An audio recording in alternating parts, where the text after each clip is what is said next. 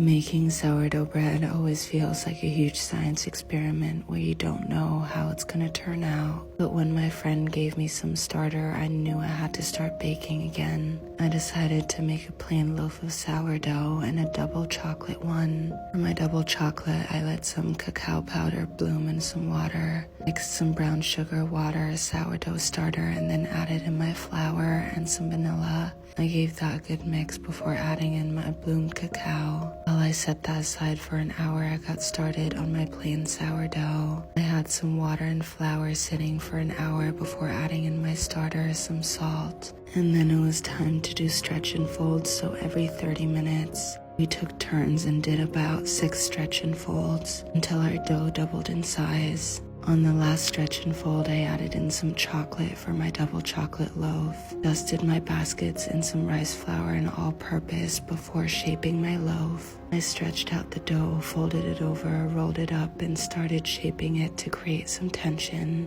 I put my dough in my baskets and let that sit in the fridge for about 18 hours. When it was time to bake, I preheated my oven and Dutch oven, placed my bread in there with some ice cubes, and baked them for about an hour, taking off the lid halfway through. And even though my bread was far from perfect, it tasted amazing and I can't wait to bake more.